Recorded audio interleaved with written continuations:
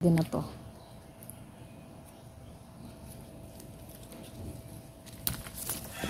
Yan. Bilog na patola. Tsaka meron tayong dahon ng malunggay. Lambot na siya.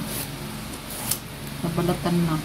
Parang hindi na fresh yung aking nabiling patola. Oh. Ito yung halaan na nabili ko. Masarap tong patola sa sa miswa. Lagyan mo ng pritong isda. O kaya lagyan mo ng meatballs.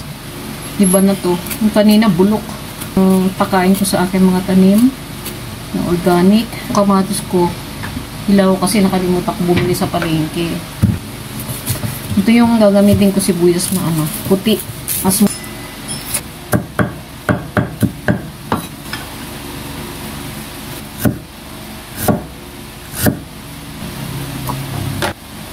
Pwede na rin to for emergency.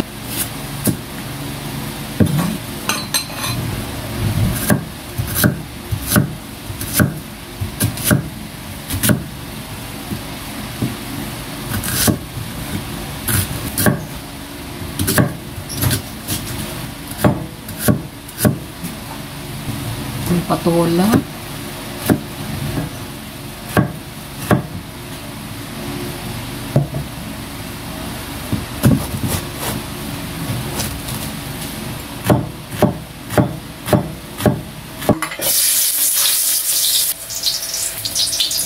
Lagay ko na yung bawang. Diyan natin ng patola at saka ng malunggay. Kasi may baby kami, kailangan breast milk. Kailangan natin magluto ng may sabaw at malunggay at pagatas para yung baby natin ay healthy. Okay.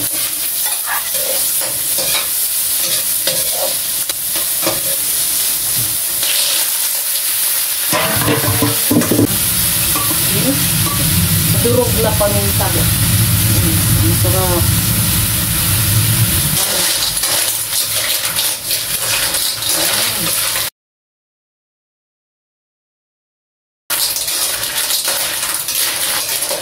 Lalagay ko na rin yung patola. Okay. Ng sili na labuyo. Para masarap ang kakainin. Ayan o, buli pa na.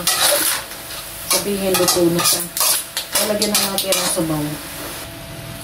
Ubus ko na. Ayan. Pag kumulo, ilalagay ko na yung malunggay. Kasi, tingnan natin. Ay, hindi pa kumulo. Kaya naglagay nga pala ako ng ng ground pepper, black pepper. Mamaya titikman ko, pagka matabang, magdadagdag ako ng asin.